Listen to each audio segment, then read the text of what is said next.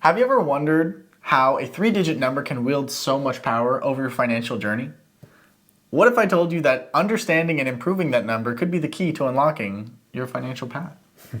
Welcome to the Fi Guys, where financial intelligence meets real-life success. I'm your host, Chris, and joined here by my money-savvy partner in crime, Dominic.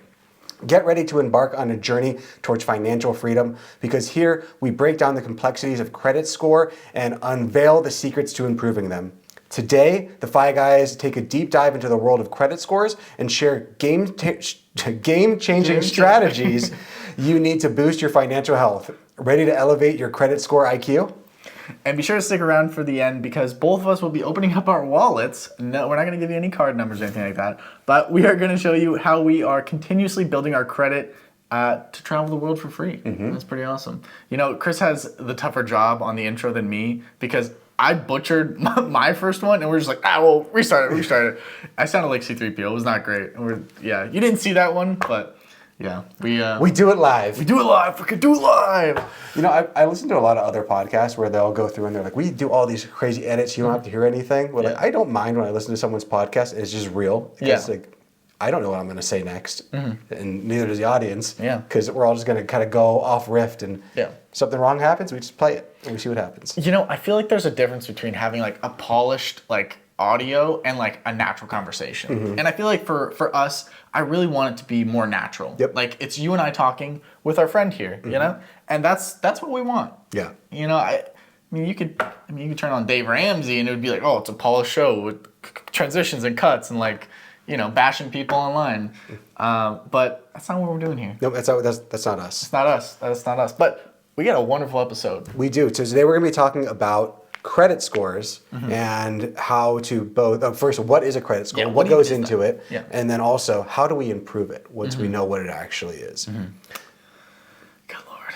Good Lord. Good Lord, yep. Credit it's like one of those numbers it's the higher it is, the better. Yeah, I mean, it's not like age. Yeah, it's not like age. No, it's literally a report card for how you do with credit. Like, how financially responsible are you? Here's a score from F to A, and go for it. But yeah, I mean, financial credit reports, there really are three big credit companies. One is Equifax, the other one is Experian, and the other one is TransUnion. Now, why are there three, and why do three give you different numbers?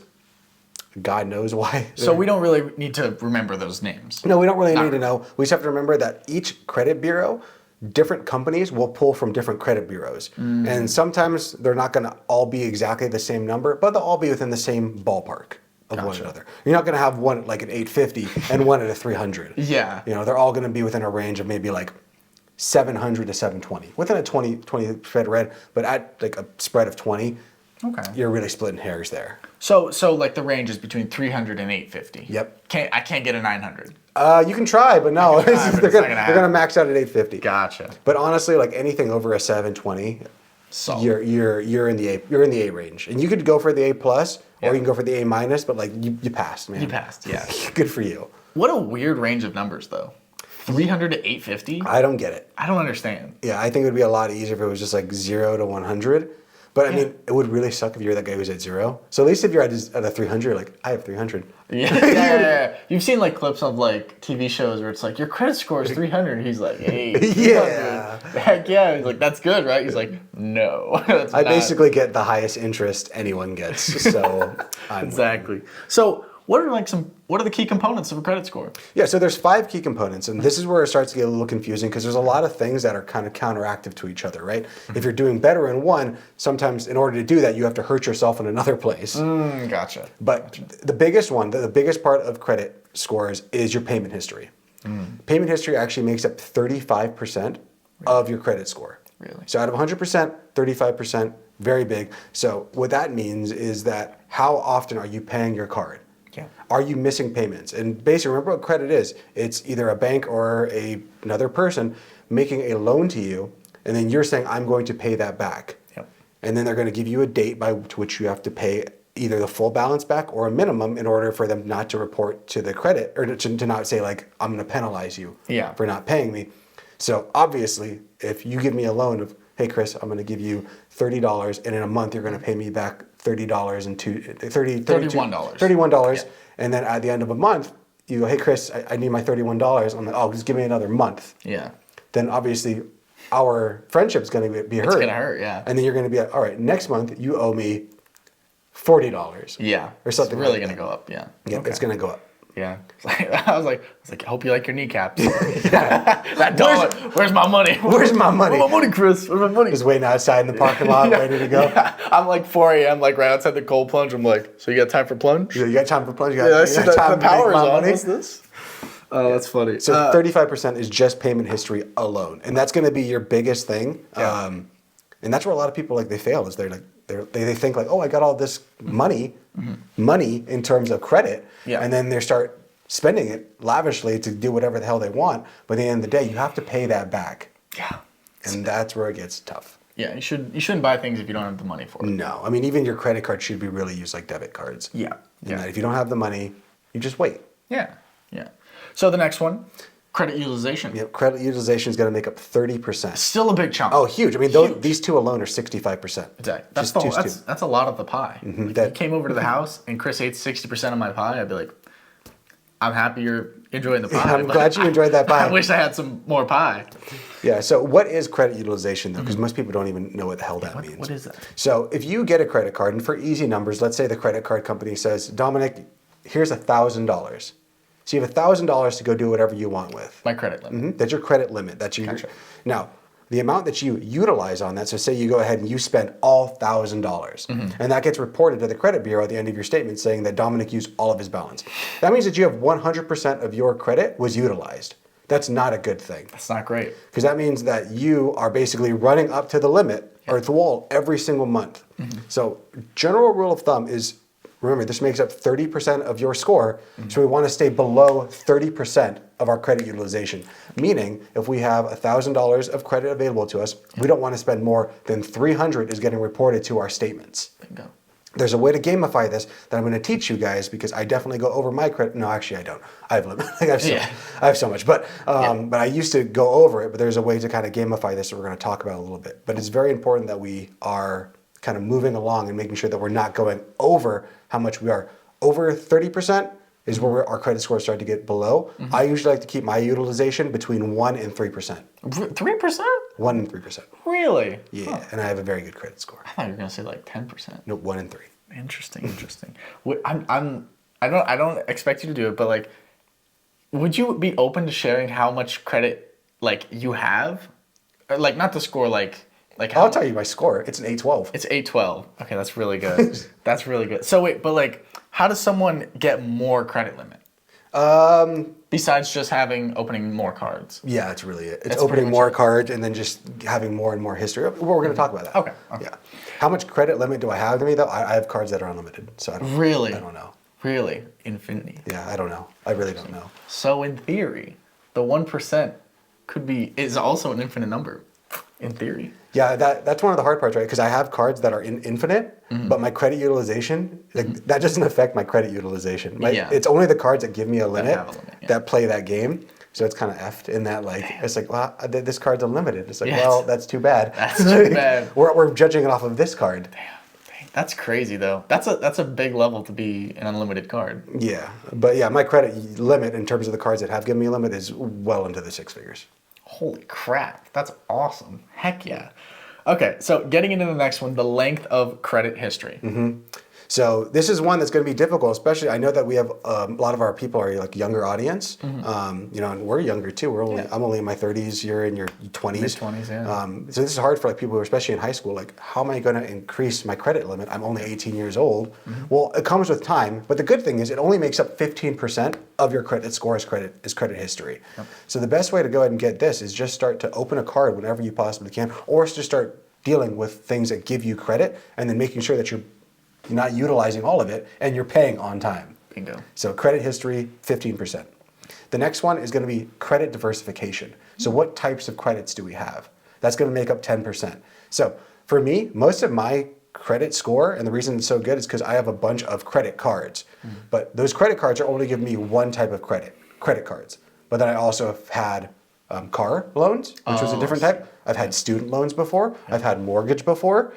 And all of these different types of credit and me paying to each one of them shows shows diversity that I can pay a wide range of different types of credit.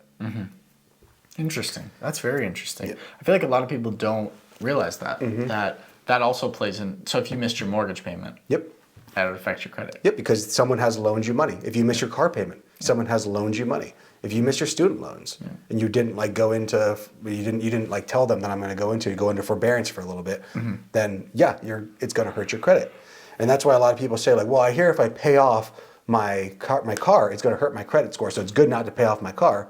Well, yes, it will, because it's going to show that like one of your credit things was taken away because you paid it off, but it's going to benefit you far more than not paying your score, because that's going to show that you're not just keeping up with your payment history. Yeah. So what's more important, 10% or 35% of your credit score? Also, it's nice to have a paid off car. It's nice to have zero debt at all. Like, Yeah. That's kind of the goal, right? Yeah, honestly, yeah. Yeah. It really is. Unless it's good debt. But that's for a whole nother pod. That's a whole nother discussion. For now, just consider all debt bad, and we'll talk about good debt in another pod. Yeah, we can do that. That's very like high level, like investor type stuff. But Yeah, and that's why I start getting worried with, like on our level, if we say that, people are like, good debt, I'm gonna go buy these shoes. Good debt. Yep. Yeah, no. Hashtag go math. Hashtag go math. Hashtag boy math. And there's one last one. There is one more, and it's another, just a small little 10%, but it's new credit. So every time that you actually apply for a new form of credit, it hurts your credit. So it's kind of effed up, right? It's Or like, even when they like run your credit, right? yeah, so whenever they run their credit to see like, but the only time they're going to run your credit to see, are you open to getting a new, are they going to give you a new loan? Like when you go to like shop for a car, they're like, we're gonna run your credit. So it's like, probably should shop for like, go to like 10 dealerships or 5 dealerships. And the fun thing about that too is whenever they pull your credit, whenever they pull their credit, you actually have like 24 to 48 hours that you can continue to pull your credit over and over again, because all of the big credit bureaus understand that like if you're going to get a home payment or a credit card or all these things, you're not going to be pulling the credit card once. Everyone's going to be pulling that score, so it doesn't hurt you every single time they do it. You know, within that range of like, I think it's like 48 hours or 72 hours, something like that. I walked in with an 850, now it's 640. What the hell, man? What did you do to me? What did you do to me? But yeah, so I mean, it's kind of funny, right? So the types of credits that you have, like paying off a type of credit card or a type of card or a type of credit hurts your score, but then also applying for a new one hurts your score. But remember, these are all in the short term. The biggest things by far is your payment history and your utilization. Those are totally within your control. Definitely. Yeah. I think that's one thing to focus on, is like focus on what you can control and do that to the best of your ability. Yeah. And then, I mean, look at me. I probably get how many cards a year? I don't even know. You don't even know. Like, no. When there's a good offer. Yeah, probably like 6 to 10 credit cards a year. How often are you canceling cards? Not very often. Not very often. No, I usually downgrade them. Oh, okay. I see. Yeah, so I don't cancel cards super often. Every so often though. Do you ever just keep cards that have like zero balance? Mm-hmm. Just like there's like cards that like you never charge, you never use? I use them like once a year, so I'll put like a subscription on it. Like an annual subscription or something on there. Just because you still need to show that you're like using the card once a year. Because if you don't use it, then they're gonna cancel the card, or they're gonna reduce the amount of credit you have to it. Mm-hmm. So I mean, I'll go like sometimes like to Starbucks. I don't go to Starbucks, but like gas station, I'll like grab a water on a credit card. Interesting. And once we go into the wallet, into my wallet, I'll show you like exactly what cards I use and the reason I use them. Mm-hmm. But yeah, I have credit cards, and the reason that I have those credit cards that are older, that have like zero fee, is for the length of credit history. It makes sense. Mm-hmm. It makes sense. Would your credit score negatively be impacted if they canceled your card? Yes. How much? Like. Well, it depends on what credit card it is. If it's a new card, not that much. Because of the credit link. Because of the credit link. But like, I have a card that I've had for 15 years probably. Mm-hmm. That was like my first card when I was right out of college, or right in college. Mm-hmm. If I canceled that card, that's going to be my longest credit history. It's going to go away. So that one is one I'm going to keep indefinitely, because there's no reason for me to get rid of it. Makes sense. So let's talk about ways to improve. Yep. So we just talked a little bit about what your credit score is and what it comes out of. Remember, it's payment history, credit utilization, length of credit card history. Did I say that? Yeah, I said that right. Types of credit you use, and then new credit inquiries. So applying for new cards. Bingo. So how are we going to improve this? Yeah. I think the first thing that we need to do before we even start to improve it is first we have to know what our score is. Yeah. So Let's go ahead and let's pull our credit score. There's a bunch of different ways to do this. The way that I typically recommend is the official way of doing it. The federal government actually allows you to pull one credit report without hurting your score once a year from each one of the three major bureaus, and that can be accessed at annualcreditreport.com. Good. When you go there, it looks like a really sketchy site. Not gonna lie. It's a government site. Government site. Government sites are the worst, bro. It does not look real. Like you're like, this is gonna steal my identity. But it is the official one. Just make sure you're on annualcreditreport.com, not on like .net or .cc or whatever it is. Yeah. You know, .Ukraine. Like it's, it's .com. Serbia. So you can go there and you can obtain your credit report. And I know most people, what they do is they look at the number and they're like, I got a 720. I'm good. Throw that paper away. But what you need to do is you need to start digging down deep and seeing what things are giving you the 720. Is it the payment history? Is it not at 100%? Is it the credit utilization? Is it too high? Because that way we can start to see what things we actually need to focus on. Your credit payment history should be 100%. Yeah. Like it should be 100%. If it isn't, unfortunately, you're not going to be able to get 100% because you've already screwed it up. But you can start to work it up to like 98, 99. And remember, even if it's low, you can build it up again. Yeah, absolutely. I know for me, when I go into the app for my bank, there's like a dashboard side, and you can check to see what your credit score is. Yep. And I love that. Yeah, most banks and most major credit cards are going to give you access to that too. But if you don't have that, there's a free resource that we just gave you. Exactly. And then another good thing about going and checking your credit score every year, I do it every 6 months. I mean, I do it all the time, honestly. Yeah. But a good reason that you want to look at it is if there are errors, because there are errors in life. There could be two Dominic Jameses, there could be two Chris Monzons in the world, and maybe someone just screwed up, or it could just be an accounting error where someone pressed the wrong button. You can actually look at those things. You can call up the credit unions and you can dispute with them and say, hey, this is wrong.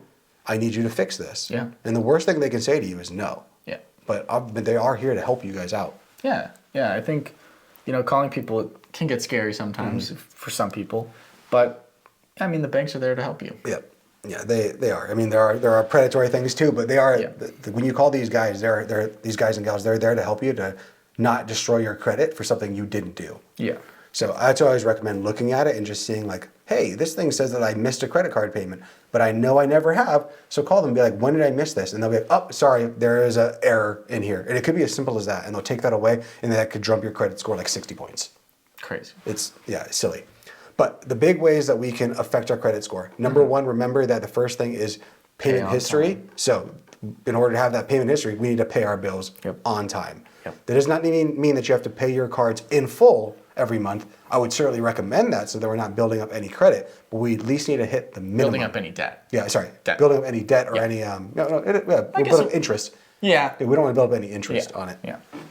But we at least need to make sure we're hitting the minimum payments every month, because if not, to my point with Dominic earlier, if Dom said, hey, I want you to pay $31 back to me at the end of the month, but if you can't pay $31, at least pay me $10, and at the end of the month I don't pay him anything, then he's going to be pissed off at me. But if I at least made the $10, then be like, okay, at least he paid me $10. Like I know he's good for it. He'll come around with the next one. Exactly. But we don't want to do that. We don't want to pay the minimum indefinitely, because if you ever look at your credit card statement, which I know most people don't, so you have $1,000 that hits your statement, and it says the minimum payment is what? It's usually like $62. Yeah, it's real small. If you made the minimum payments indefinitely, then you can pay this off by like 2064. In like 34 years, you'll have all this paid off. Yeah, I mean, it's a long time. Yeah. It may not be sick. It might be not that long, depending on how much you get. Yeah. But it's a long time, and most of it is just interest. I've had credit cards that I've run like $10,000 up on, and I had to pay, and I pay them off immediately. But like I looked at like the minimums.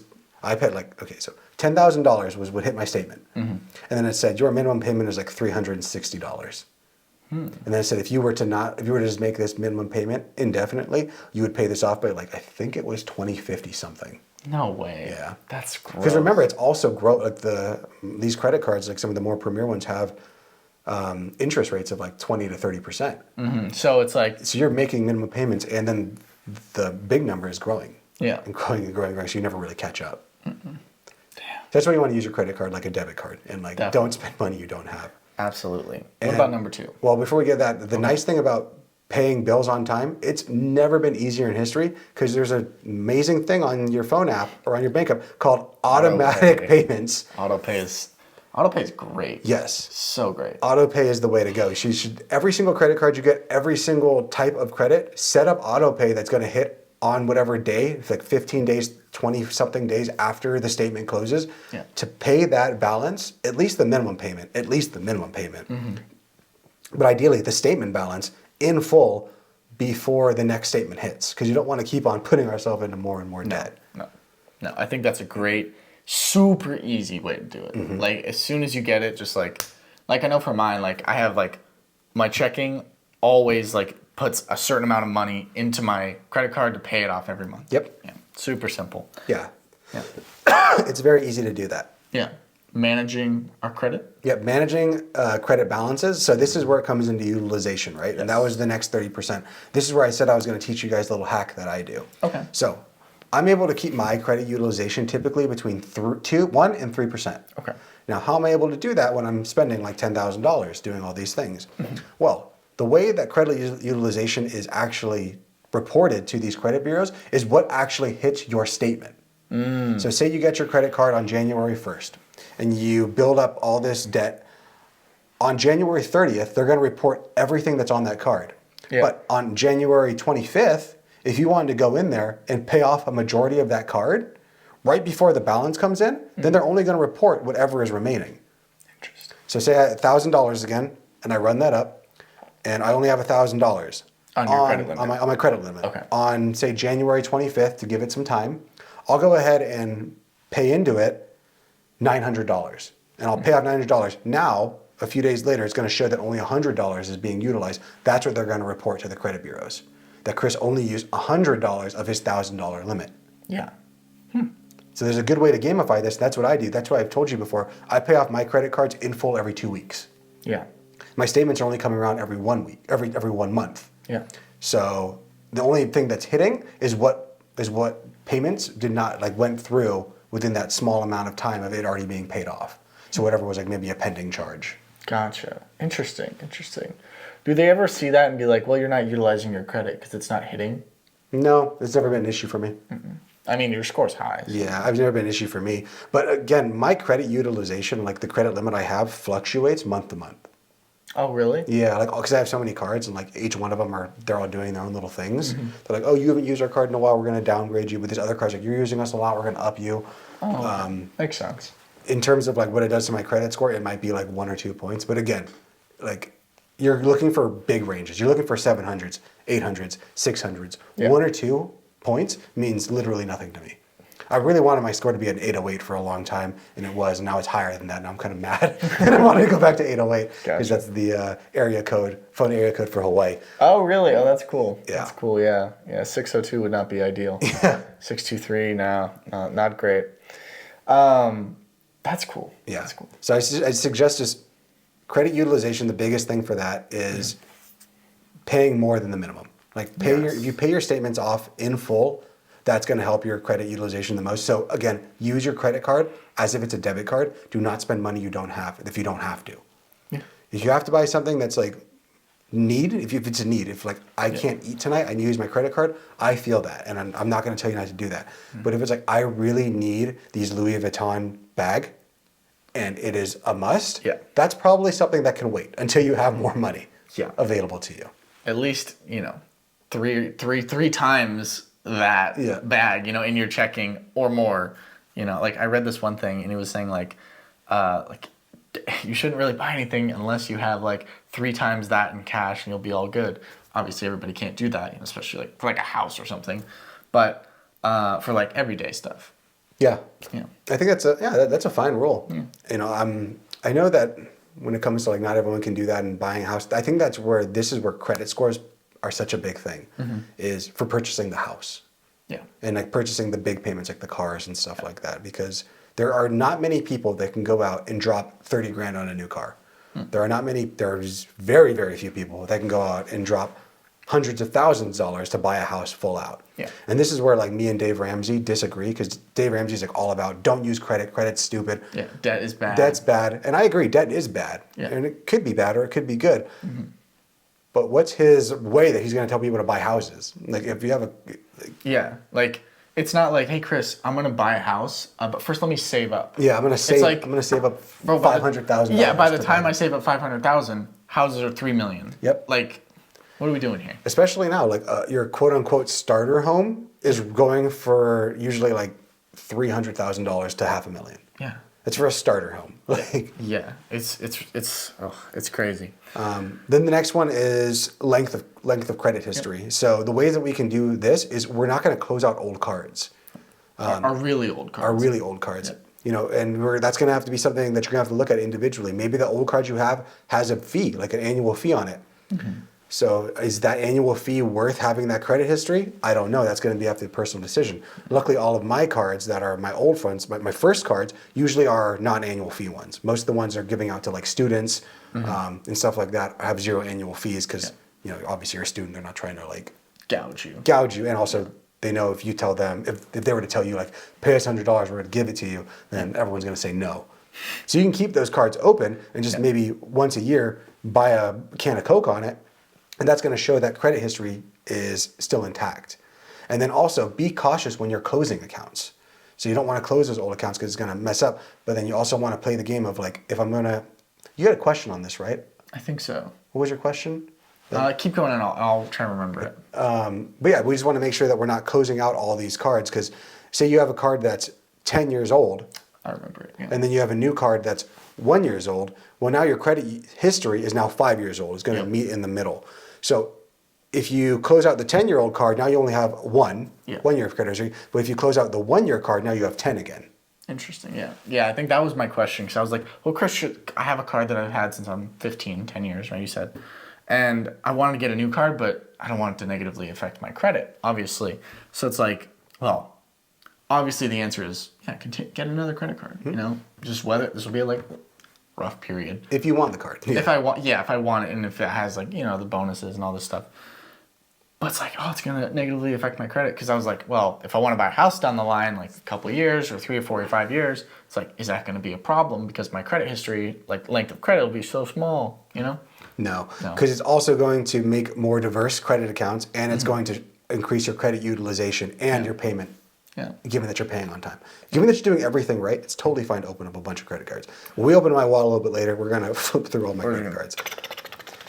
The next thing is diversify your accounts. So it can be advantageous. If you can. Yes. Like it can be advantageous to have different types of credit. Yeah. I am not telling you though to go and start opening up a bunch of credit for things you don't need. Yeah, like new cars and stuff like that. Yeah, like for me, my biggest thing right now is just my credit cards. Like I paid off pretty much everything else. Yeah. So like I paid off the student loans, I paid off the car, I paid off all that other stuff. So everything's just credit. It's just my credit cards. My wife still has her student debt and stuff like that. So she's a little bit different there, but that's all I have is just credit cards now. Yeah. No, I think that's Chris, I'm going to be a doctor. It's like, why? It's like, I want my credit score to 850. Yeah. And I just bought this new car. I bought this new car and a house. And all these things that I can't afford. Yeah. But, I mean, really, it does come down to just like buying, just pay for what you can afford and don't go over that. Yeah. I agree. And then the fifth thing you can do to really improve your credit score, and again, this is going to be small, but be cautious on opening new credit. So I know that that's like a dichotomy there, like, right? Yeah. You want to diversify your credit accounts, but also you want to be cautious on opening new credit cards. Yep. And that's kind of the effed up nature of credit scores, is that one thing that you do to affect one thing will negatively affect something else. Yep. That's why I always say your guiding light should be payment history and utilization. Yeah. Those are your guiding lights. If you do those things right, everything else is going to fall into place. Yeah, it's true. Mm-hmm. It's true. Yeah, just listen to what we're telling you and you'll be fine. Yeah. And then, but for credit cards, if you are going to open up new credit cards, like it is going to impact your score negatively. So whenever I open a new credit card through me personally, it probably drops my credit by like 7 points to not too much. 7 to 20 points. 20. But then within a month, it's back to where it was, if not higher.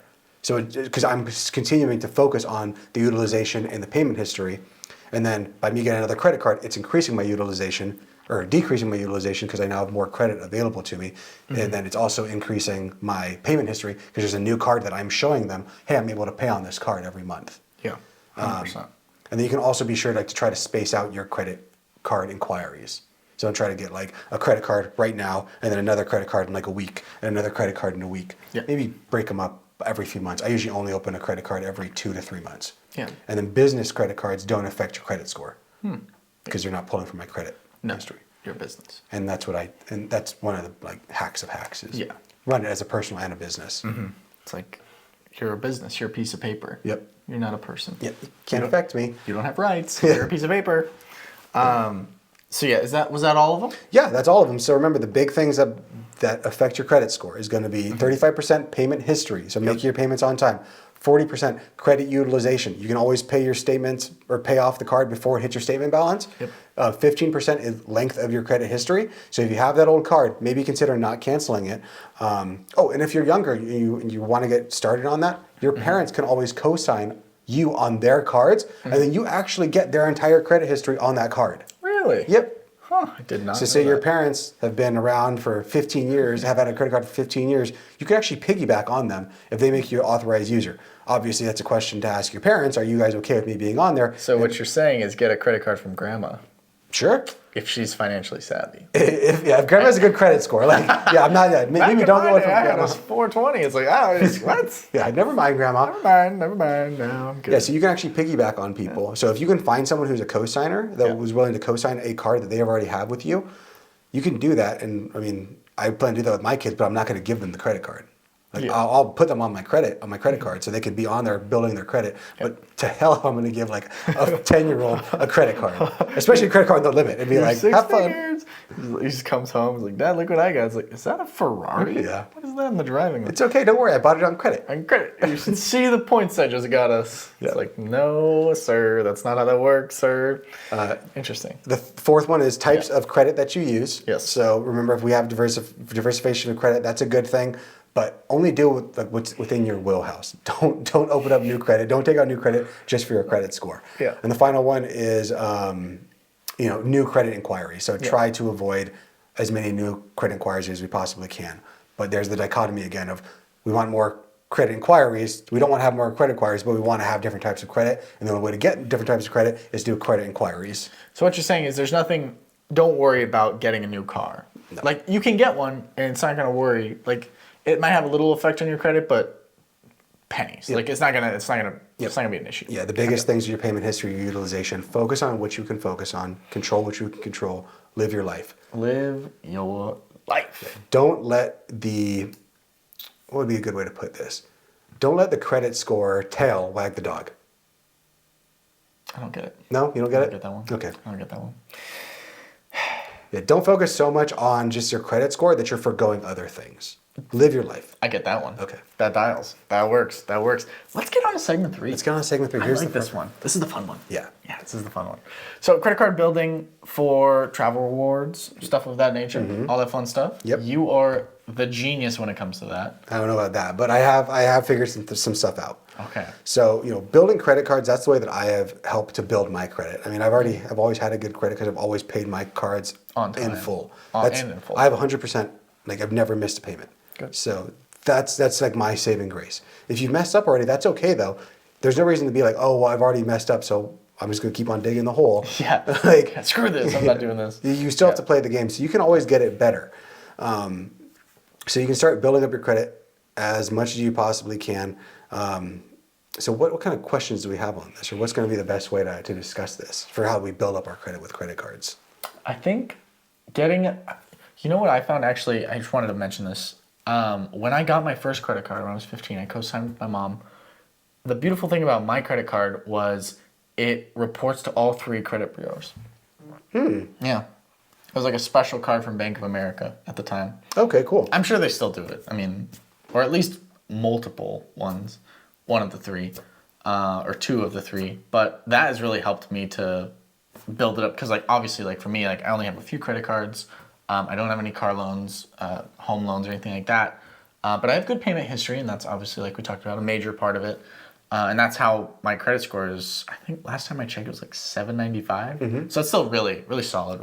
But I think that's definitely one of the things that's like very underrated. Yeah, I would agree with that. Something that I was just thinking about too while you were saying that is for people that have already, like, their score is already messed up, and now they maybe not be able to even get a unsecured credit card, meaning the bank's doing it. Something that you could do in that option, a good option might be to get a secured credit card, meaning that you're going to put up collateral against the card. So you're already like kind of putting money into a bank for this card. That might be a good way for people with poor credit to start to build that credit. to show like, hey, you might not just offer me credit willy-nilly with no uncollateralized, but here's this thing that I'm willing to put up in case I don't pay you.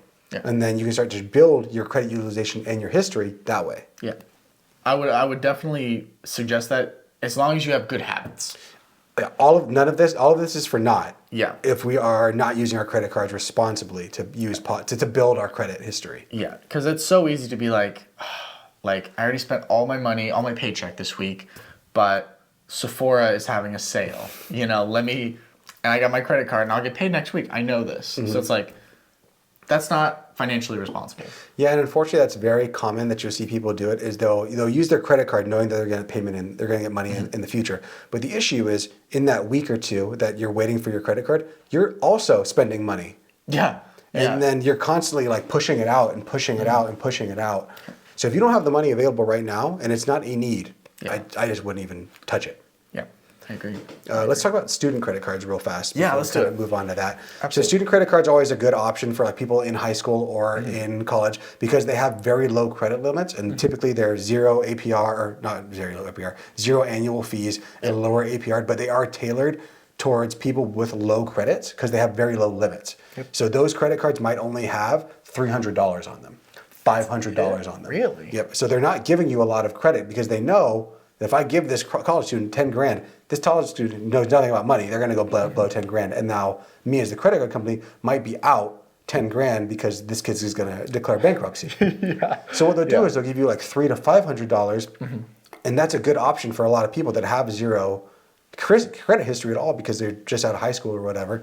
It's something to start building up on. Now, obviously, if we only have $500, we don't want to go over like $50 on there. I mean, even that's 10%. Yeah. So that's okay. I said don't try not to go over 30. Yeah. I do 1 to 3, but you don't have to do that. You can still do You're like, Chris, I bought a candy bar. You're like, how much? $6? Banned. Not good. Too much. Yeah. So you say don't go over 30%. I say don't go over 10%. But you, in practice, don't go over 1 to 3%. Yeah. You have a much different situation, though, than most people. Yes. That's, again, general rules of thumb is the way that we always do finance. General. So 30% is that's just a general rule. Something people can follow. 30%. Okay. You're trying to go above that. That's my thing. So that's a good way. But say our credit score is like the bee's knees. We're in the 700s, even above. That's where credit cards can really start to become a great tool outside of just having a good credit history because it's going to help us for getting a better car loan, getting a better housing loan, all these things. We can also use credit cards and the premier credit cards that you need to have a high score on in order to get travel rewards, which allows us to travel the world for free. Yes. And if you know nothing about that, I would suggest going back to episode 2 with the Fi Guys early on in our journey. Very early on. You can see our old setup. And you can hear us talking. Not a great podcast, but we delve all into credit card rewards, something that we're going to talk about here in a little bit as we open up our wallets and how we think about these things. You know what I think we should do? What? We should, same topic as podcast number 2, we should just do that one again with the same information. But then when we reference like credit card hacking, we can just reference pod number 27 or whatever. Okay, we can do that. Rather than 2. Okay. Yeah. Go back to number 2 though. There's some really good information in there. Yeah. It's just... you're going to see it's not pretty. It's not pretty. Like there was before any color grading. I look real white. The room wasn't great. No. Audio quality was fine. Audio quality wasn't bad. If you listen to it, just listen to the pod. Yeah, just Spotify. Just Spotify. Yeah, just Spotify. Don't look at the video. But yeah, so we can really go ahead and just affect that by getting credit cards that really maximize our credit rewards. And the big things with these credit cards, they do have annual fees. They have reward structures built into that, and there's sign-up bonuses. So there's a lot of things we have to kind of talk about when you're talking about credit card rewards. So again, listen to episode 2, and here maybe next week or the week after, we'll do a full new credit card. Yeah. That's where we're going. And this is going to be kind of an intro to that today. I love that. Yeah, I like that a lot. Because a lot of like, when you get a travel card, a lot of the points, like we talked about, are earned on the first, like that's the intro offer. There's a signing bonus. The signing bonus. That's when you want to get it. When it's all like a nice juicy offer. Yep. And like we talked about, like how much is a good signing bonus, what to like get away from. Yeah, how to, and then after you get the signing bonus, how do we use the rewards most efficiently? Exactly. There's so many different nuances to this, and like, what about loyalty programs? What about partnerships? What about all of this other stuff? How do I work with transferring points, buying points? American Express is different than Chase, and like all this stuff. So again, start simple, start easy. Go back and I told you which cards to use, and we'll talk about it a little bit later. And when I open up my wallet here in a second, we'll actually go through that. And I think it might be a good time to let's open the wallet. You want to just do it now? Yeah, let's do it now. Let's see. Fi Guys exclusive. We're going to be opening up our wallets. If you guys aren't on YouTube, I will just play it in front of the mic. But these are all of my credit cards. There's a lot. He's got a nice little wallet. It's nice. It's solid. It's solid. So I'm going to kind of show you guys what's in my wallet for 2024. That way you guys can understand how does someone who is really versed at this game, I have traveled the world basically for free using credit card points. Yeah. So how do I think these things through? So first card we have in here is the American Express Platinum. Yeah. This card is $700 a year just to keep. Gotcha. So that's the annual fee we talked about. Yeah, that's the annual fee for this credit card. But this credit card, when I signed up for it, gave me 150,000 points, given that I spent like $5,000 or something like that. So again, it all comes down to good personal credit history and making sure that you can spend $5,000 reasonably. Yeah. I knew that I could spend $5,000 in 3 months, no problem. Yeah. So this card with 150,000 points it gave me was basically $3,000 in value. So for $700 for a year, I got $3,000 back. Okay. In terms of rewards. Yeah. And then every year, and then the next one we'll talk about like when to cancel cards, how to keep cards, all that stuff. But American Express Platinum, very expensive. And also we talked about like how to decrease the annual fee or use it as a negotiation tool. Oh yeah, and I negotiate every year on these cards. Yep. And I've every year been able to keep. That's the reason that I still have this card in my wallet is because every year American Express has negotiated with me to keep it by giving me additional things. Nice. Next one I have is the Capital One Venture X. This card is $400 a year, $395. But this credit card is pretty cool because it gives me $300 a year in credits towards travel, which I already use. And every year this redeems, it gives me 10,000 points, which is roughly $100. Okay. So the way I look at it is this card pays me $5 a year to keep. Okay, I got you. Interesting. My Centurion card as well, my Amex also gets me into the Centurion Lounge. So every time that I go to the airports, I go to the Centurion Lounge where I get free drinks, free food, a nice couch to sit on, and all that stuff. Better Wi-Fi. A chef, all that good stuff. Yeah. Same with my Capital One. It also gives me the Capital One Lounge and Priority Pass Lounge. With the Venture card? I need that card. Yeah. I need that one. Yeah. That's a great card. Yeah, this one, the Amex also gets you access to that one except for the Capital One Lounge, but there's only like 3 Capital One Lounges in the world right now. Okay, well then So for me, note to self, Dom, write this down. Venture X. Yeah, Venture X is a good one. It's $5 a year that you get. Given that you use the stuff. Yeah. The next one I have is my business Southwest Rapid Rewards performance business card. I also need that one. Yeah, this is the one that helped me get to the companion pass. Yeah. So with this credit card plus my other credit card allowed me and my wife to basically fly for 2 years for free. Yeah. With one of us flying for free. We did a whole episode on the companion pass, but Cliff Notes version is basically Chris can fly anywhere, and with the companion pass, he can basically have his wife fly for free. Yeah, with you got to pay the taxes. It's like $5. $5. Yeah, it's not much, but that's a hack. Yep, that is a very big hack. That was episode 19, by the way. Thank you for writing. Next credit card I have is actually the Chase Freedom Unlimited. Now, the first card I had before this was the Chase Sapphire Preferred, which is the card that I recommend most people start with. Okay. Or maybe it's the Reserve. I can't remember. One of those. Their naming system. They're too close. Horrible. Yeah, the Reserve and Preferred are too close to each other for me to remember. But on that credit card, when we talked about downgrading cards, I actually called them after having the card for like 3 years and said, "Hey, it's my annual fee just charged. Like I think I'm gonna like downgrade it or get rid of the card." They're like, and then they weren't playing my game anymore, and they're like, "Okay, fine, cancel it." And I was like, "Oh." They called my bluff. So I was like, okay, well, rather than canceling it, can I just downgrade to a free card? So with that, I was actually able to keep my credit history with that card and pay 0 annual fee now moving forward. Good. And I was able to keep all my points. That's good. Yep. Yeah, because if you canceled that card, you would have lost your points. I'd have lost my points and lost the 4 years of credit history that I had at the time with that card. Okay. After that, I have another business card, which is my Inc. Business Preferred through Chase. This one gave me 120,000 points, and this one only has a $95 annual fee. This one was the only reason I got this one. It had a huge bonus at the time. And to you, what is a huge bonus? It depends on the type of it, but anything over 100,000, I'm usually going to jump on. Okay. So yeah, that one was big because that was basically $2,600 of value for $100 of annual fee. Good.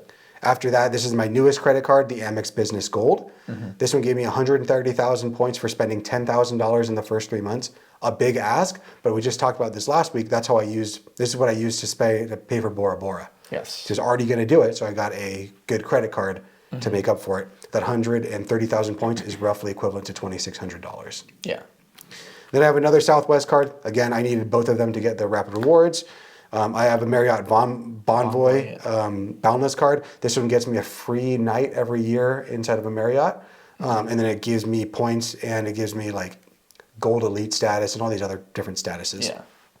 My Navy Federal card. This was my first credit card that I ever got. Dang. So this one has the longest credit history. This is the one that my dad co-signed with me. That's cool. So I still have this one in here. This is the credit card, 0 fee. I put $1 on it like every year just to keep it going. Then after this one, I have my USAA cashback rewards card. This is the card that I got in college on my own. Yeah. Again, $0 annual fee. The nice thing about this one, 5% cash back on gas. That's nice. Yeah, so every dollar that I spend in gas, I get 5 cents back, which is really big. And then after that, it's really just my debit cards and Costco card and other things like that. But those are the current credit cards in Chris's wallet for 2024. Was that a Star Wars card? Yeah, That's sick. That's Darth Vader. What? Hold on. That's sick. Of course you have a Star Wars card. course I That's do. so cool. Yeah. I love that. Oh, that's sick. I get that card just for that. Get that card just for that. Oh, damn. That's gnarly. I like that. Yeah, I have a bunch of credit cards, and that's not even including the cards that I've canceled over the years and like not brought in. I have a drawer in my room over there that has like old cards in there that are not used. These are only the cards that are still alive. That have made it through the gauntlet of The gauntlet of negotiating and deals and wheels and deals. Yeah. And again, go back to listen to episode 2, and we'll redo it at some point. Yeah. But I talked to you exactly about my scripts that I use in order to negotiate with credit card companies to either give me a deal or I cancel the card. Yeah. Or downgrade cards. Yeah, the card is there for you to use it, not for them to benefit. Yep. We're trying to get the most out of it. They're trying to get the most out of it. We're trying to win that game. Yeah, but unfortunately, remember that most people, the reason that the credit card companies are able to offer this is because for the 5 to 10% of people that are using cards strategically, like we're teaching you here at the Fi Guys, that means there is 90 to 95% of the people that are not doing that, and they are paying the credit card company and making up for you being able to do what you do. Yeah. So please use credit cards responsibly. All of this is for nothing. A few points, 100,000 points is worth nothing if you're paying interest. Yeah. Simple as that. Yep. Yeah. I love that. Do you want to go into your wallet, or do you want to just... I think I left my wallet in my car, but one thing I do love is I keep my wallet on my phone, and not all my cards, but the cards that I do have, I've got my Bank of America debit card. That's a debit. I really don't have as many cards as you. I'm trying to get to that level, but for me, my oldest card is my customized cash rewards Bank of America card. Nice. And that's the one that reports to the 3 credit unions. I've had it for a decade. That's what's getting me to, 790, 795, right in that area. I will say, we are human. Unfortunately, we are human. I make mistakes all the time. This was a couple years back when my main computer actually broke. And this is, ironically, I built this computer, and a year later, it just stopped working.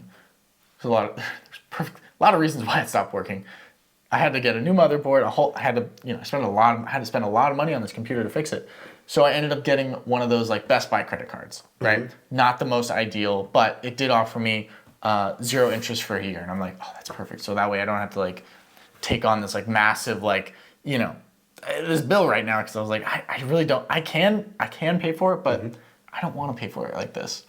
So that's one of the cards where it's like I kind of fell into the trap of it. Yeah. So for me, it's like, well, I'm just gonna keep it alive for now, and maybe figure out what's the best solution and best situation for that.